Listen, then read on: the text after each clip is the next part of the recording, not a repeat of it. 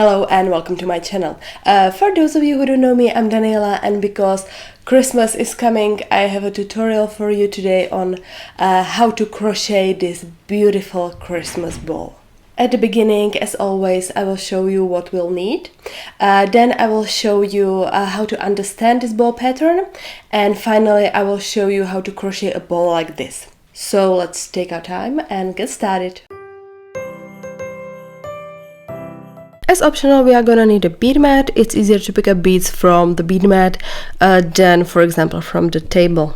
Big eye needle, scissors, a thread. I'm going to use coordinate size 50 in this beige color. This ball is 20 grams and the thread length is approximately 227 meters. The thickness of the thread is 0.56 millimeters. I recommend using an equally thin thread, some pearl cotton thread, jeans thread, or something like this. If you want to look directly at this thread I have here, you can find the link in the video description. As always, with each of my videos, in the video description you will find a list of all the products I use, or in most cases links to where you can buy the products. Then we will need some kind of a ball as a filler. I've got this one here made of styrofoam. It's 6 centimeters in diameter. It's important that you use the same size of the ball because I've made the pattern for this size. Next we need a crochet hook. My thread is thin, so I will use a small hook. This one has 0.5 millimeters. For this pattern we will need 5 colors. All of them are Toho round, size 11. Pattern is designed for this type of beads. If you use a different size of beads, the pattern would not fit the ball size. If you want to know the specific names of these colors, you can see them written here now, and I will also put links in the video description. And I attached a bead cap up here, so we will need eye pin, bead cap, and a piece of string or thread or something you want. And we also need chain nose pliers, round nose pliers, and side cutter. And we will definitely need a pattern. I prepared this one for you. You can download it as a PDF and print it. You can find a link in the description of the video. You often write to me that you can't find the patterns or other information that I say you can find in the description of the video. Just in case, you can find the video description here. I drew this pattern online in the editor at CrochetBeadPaint.info. This page is in Russian, but can be switched to English. To view patterns and create your own, you must register. But I think it's worth it. The advantage is that the site already contains a database of patterns from various authors and its own built-in editor. So basically you can open a pattern of someone else, so you already have a given number of rows with respect to the size of the ball, and simply redraw the pattern as you like. In addition, there are not only patterns for balls, but all possible other patterns for crocheted ropes, handbags, Easter eggs, etc. The result is basically the same as if you draw the pattern in JBead, but as I said, the big advantage is the large database of already finished patterns, so you can just customize, redraw, or at least use already prepared dimensions, and not to have to draw everything from scratch. There is also specialized software Bead Designer for drawing bead ball patterns, but it does have a few drawbacks. It can't be officially downloaded anymore because the official website doesn't exist anymore, and I couldn't find the author's contact information, so I don't know more info about it. I only have an unofficial link where someone uploaded it, and it is only suitable for short, simple patterns. Because I found out that when exporting a more complex large pattern, it incorrectly exports the list of the beads to string, which is a pretty major problem. Already, this pattern that I created for you is a problem for this program, so I'd better warn you about that in advance. Also, the patterns created in this software are hard for beginners to navigate because you have to count the beads to know where each row starts. So I'll skip this program, skip this software for now. If you want to draw your own patterns, I recommend CrochetBeadPaint or JBead. Okay, so first we string the beads according to this pattern. To help you understand the connection between the pattern and the bead list, I will explain which bead in the list matches the bead in the pattern.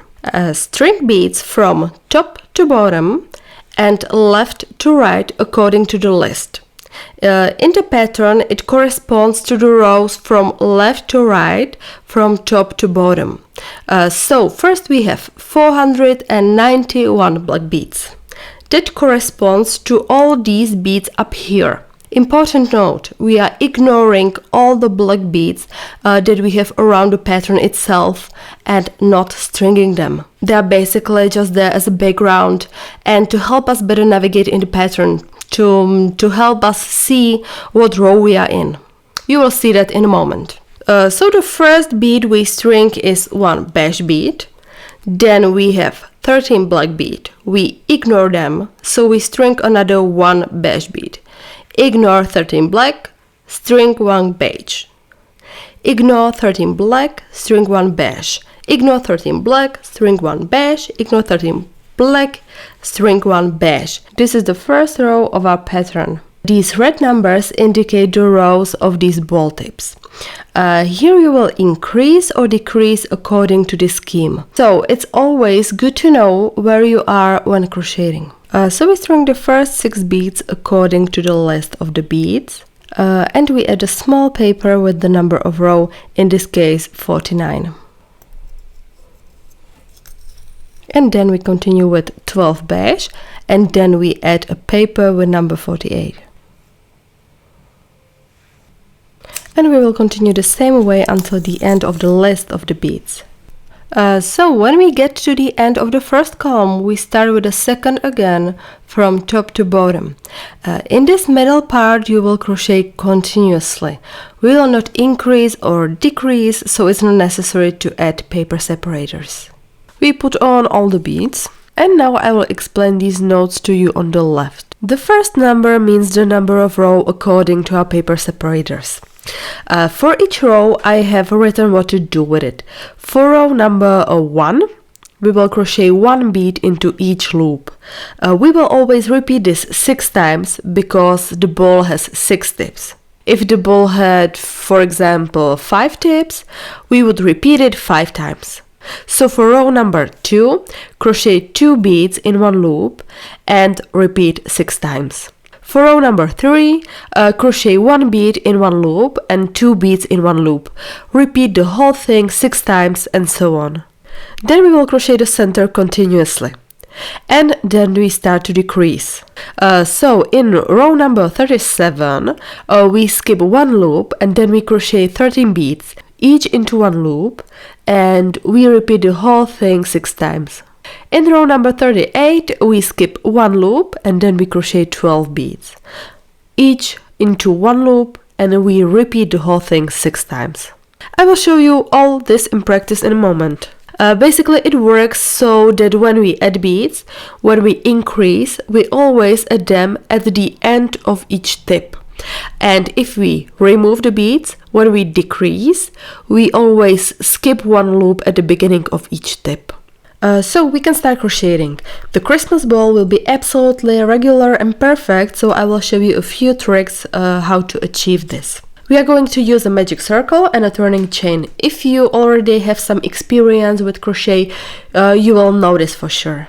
I take my thread and bring my tail in front of my hand like this, then loop the thread around my index and middle finger to form an X, and continue to bring the thread toward the back of my hand and grab the working thread with my thumb like this. Then take my hook and slide it under the first bottom strand of the X, pick up the other strand with the hook and bring that strand through the X and turn the hook like this. Now turn my hand and pick up the working thread to make a chain stitch. Now you can take the circle of your hand and make sure that your tail end is on the same side as your working thread. Now we make 1 turning chain, And we'll start crocheting with beads right away. First, take a look at how it will look in reality with thin thread and small beads. I will show you what it looks like with thick yarn and big beads in a moment. This will be for illustration, so you can really see clearly where I'm putting the hook. Of course, it's easier to see with larger yarn. So we crochet the first row, which is 6 beads because our ball has 6 points. I remove the first paper with number 1. And there's also number 1, which means that we crochet 1 bead in 1 loop. And always repeat it 6 times because our ball has 6 points according to the pattern. Slide the beads down and make 6 single crochet stitches with beads.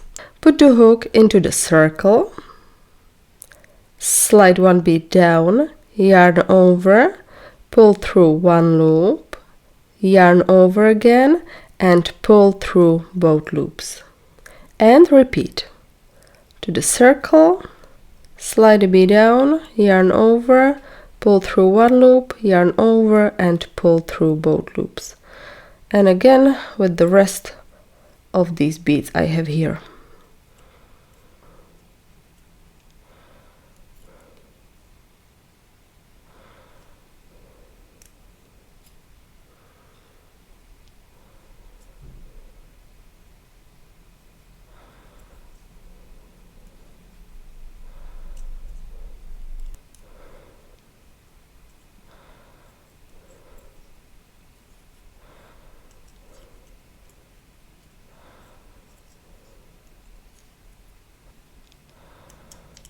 Okay, now we crocheted all 6 beads, which create the first row, and we need to connect the first row to the circle.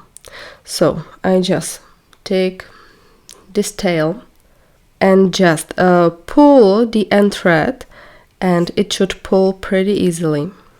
Don't pull it too tightly so you can see the first single crochet better.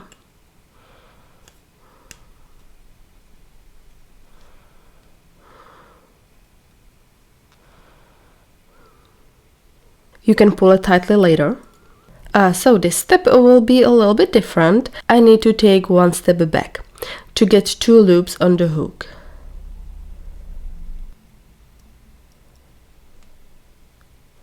As you can see, I have 2 loops on the hook.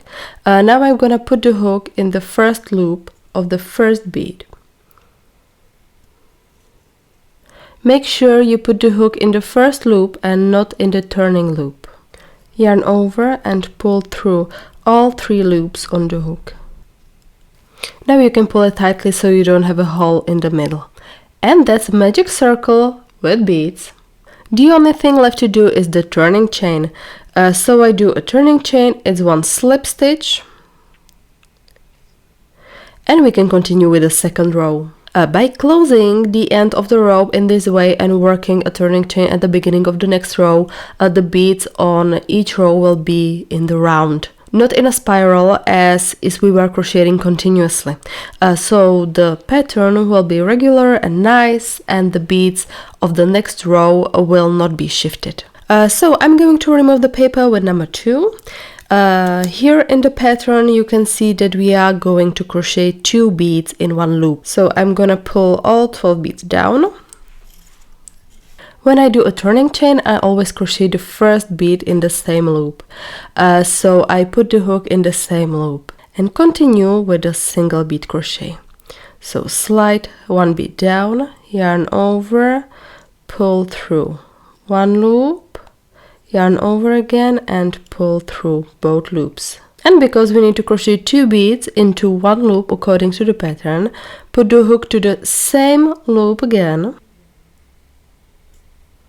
slide a bead down, pull through 1 loop, yarn over again, and pull through both loops. Prepare another pair of beads. And again we will crochet this pair of beads in 1 loop. So put the hook to the next loop under 2 threads, slide a bead down, yarn over, pull through 1 loop, yarn over again, and pull through both loops. And again to the same loop, slide a bead down, yarn over, pull through 1, yarn over, and pull through both loops. another pair of beads, slide them down, and to the next loop under 2 threads, slide a bead down, yarn over, pull through 1 loop, yarn over, pull through both, to the same loop, and again still the same.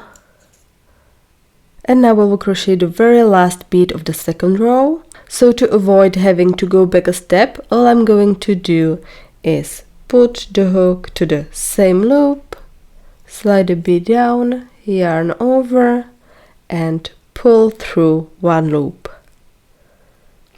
Now we have 2 loops on the hook, and since we are at the end of the row, join the second row in the round. So I will insert the hook into the loop of the first bead, yarn over, and pull through all 3 loops on the hook. And the second row is closed. To start the third row, we need to lift the work by 1 loop again.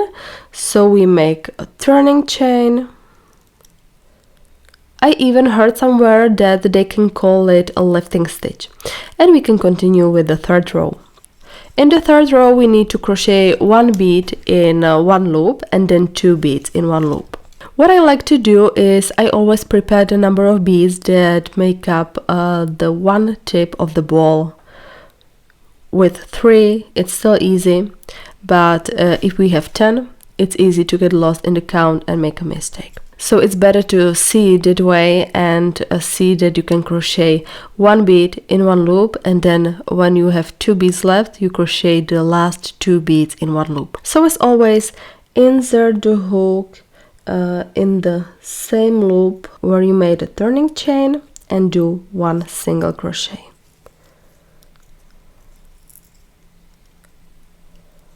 And put the hook to the next loop, right under 2 threads, and we crochet 2 beads into this 1 loop.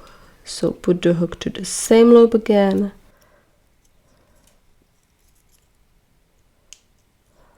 and I prepare another 3 beads and do exactly the same. So to the next loop,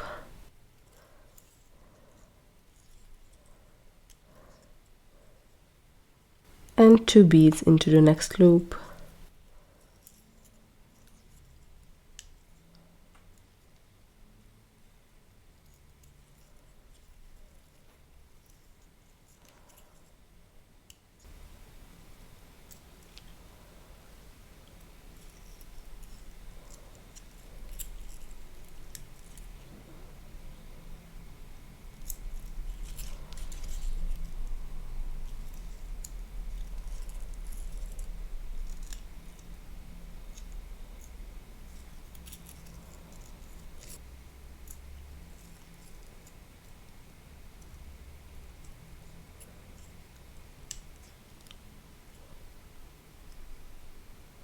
As I promised, I will show you all this again with a bigger yarn so that you can see it better. I take my thread and bring my tail in front of my hand like this, then loop the yarn around your index and middle finger to form an X, and continue to bring the thread toward the back of your hand and grab the working thread with your thumb like this. Take your hook and slide it under the first bottom strand of the X, pick up the other strand with the hook and bring that strand through the X and turn the hook like this. Now turn your hand and pick up the working thread to make a chain stitch.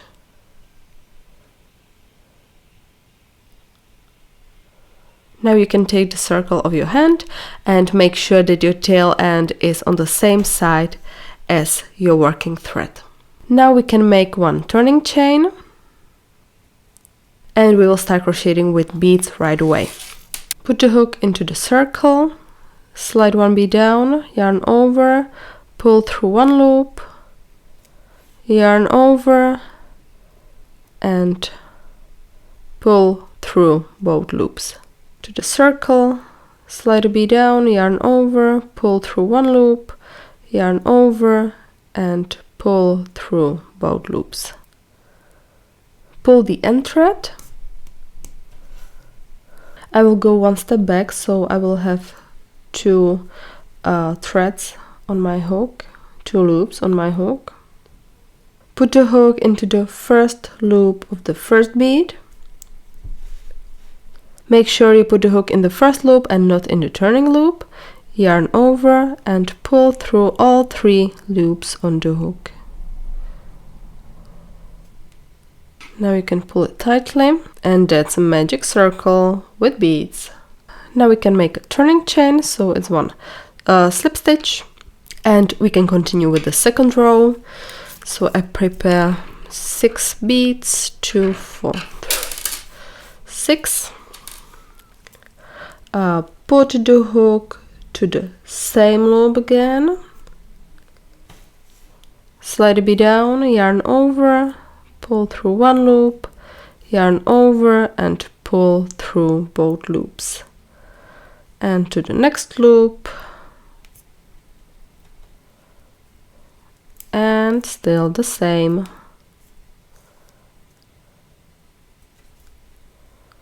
And we close the row.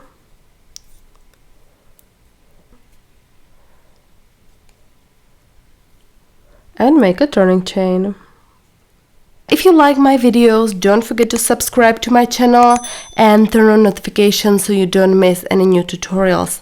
I hope I'm explaining all this to you clearly enough, and I hope you find my system of papers and notes useful.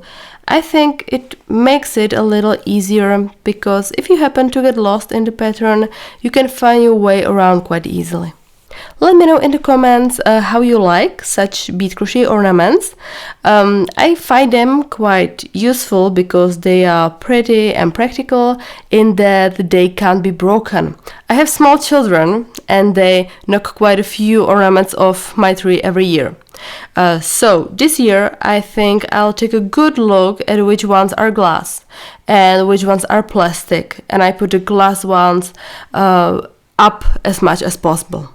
If you make something using my patterns, whether these balls or anything else, I'd love it if you send me a photo or tag me on Instagram or Facebook. I'm always happy to see that I've helped someone make a nice product with my tutorial. What can we say? It's a nice relaxation, especially if we work according to some tutorial that is easy enough to understand, or if we are at a level where we don't need any tutorial at all and just experiment with our own patterns. But if you are not very good at it at the first time, don't give up. Everyone started somehow. I did my first beadwork about 16 years ago. Wow, that sounds awful. And I remember it like today. It was a simple bead ball. And I used to get so mad because I couldn't understand the pattern. I always made some kind of mess. Plus I didn't have a needle. I was sewing it by hand on a nylon cord, and I had only some ugly irregular beads. We are just still learning, and the beginnings are sometimes quite funny. As soon as you come across the number 15 paper, it means that you will no longer add 2 beads in one loop at the tip, but you will crochet continuously, always 1 bead in one loop, until you come across another number 37 paper. We will now crochet the center of the ball. It will be the same width all the time, so we don't need to add or remove any beads. Here you can see where the row will end and a new one begins. These are our turning chains. However, if you want to make sure you don't make a mistake, I recommend preparing the number of beads that will make up a row, in this case 84. So you crochet the last bead of the row to this loop. And I'm gonna pull this end in. It's a good idea to hide it inside while you are crocheting, so you don't have to deal with it at the end when you are done.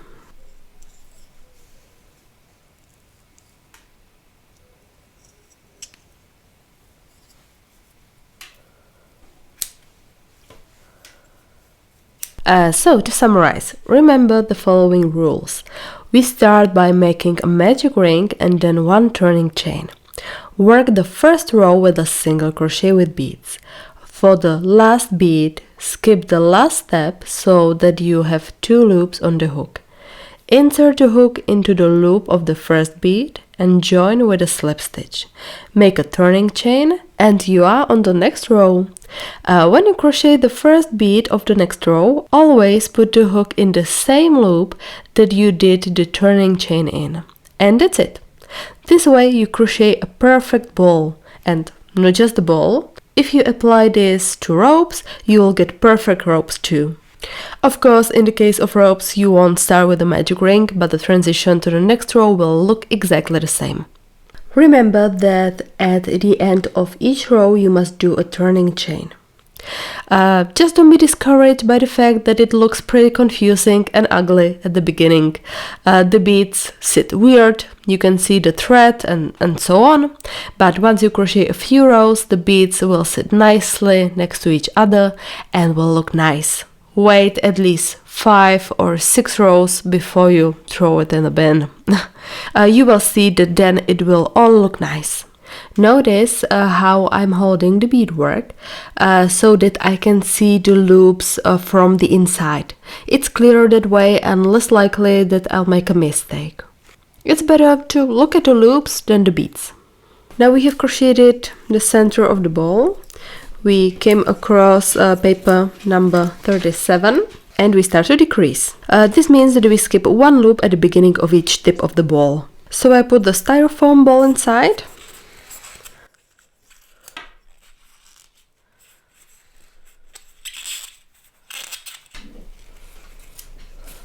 I put the hook back inside and I remove the paper. There will be 13 beads in one tip of the ball in row 37, so I'm going to prepare 13 beads. 2, 4, 6, 8, 10, 12, 13. Skip 1 loop and put the hook to the next loop, since it's still the case that we should insert the hook in the same loop that we make the turning chain in. We skip this loop with the turning chain and simply insert the hook in the next loop and make a single crochet.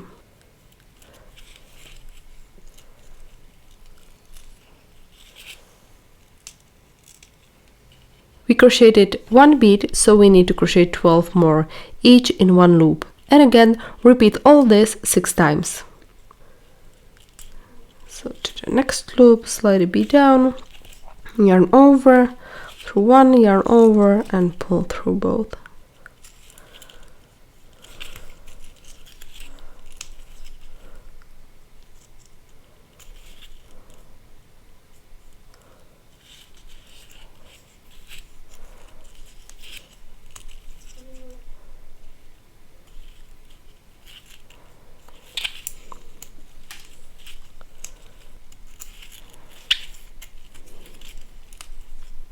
Again, prepare another 13 beads.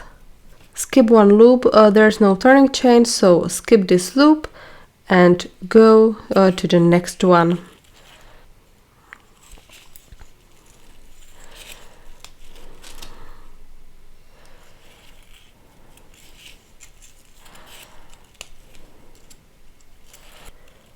And continue exactly the same way.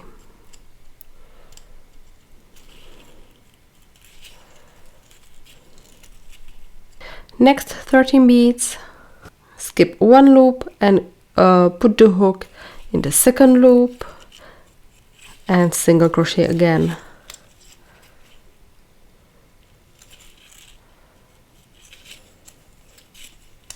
In the next row, number 38, it will be the same. So I prepare 12 beads. 2, 4, 6, 8, 10, 12. Slide them down. Skip the first loop, in this case it's the loop of the turning chain, and go through the next loop.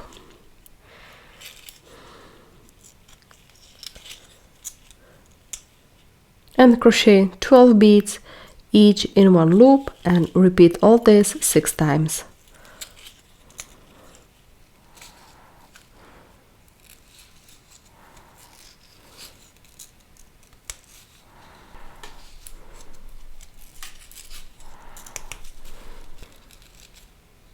The bead crochet ball is finished, and now I just cut a thread and close the last loop. So I simply slide the hook, I just thread the tail and go through the beadwork.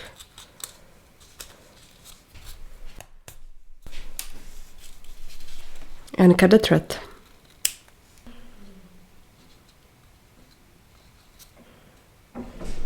Finally attach a bead cap, so I take an eye pin, I will bend it this way and pull it under the beads. Squeeze it a little bit. I put on a bead cap, cut it and make a loop.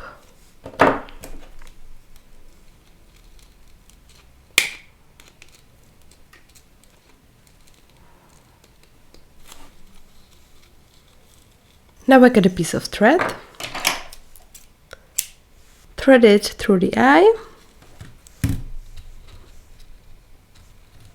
make a knot,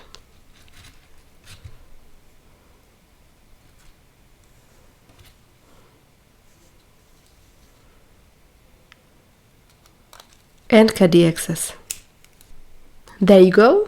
We can hang the ball on the Christmas tree. I don't have one yet because it's too early, so I'll at least show it to you like this in my hand.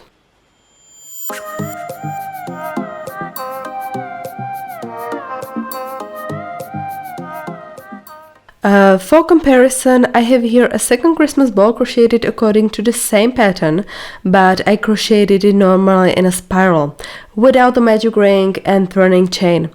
As you can see, this part looks wrong here.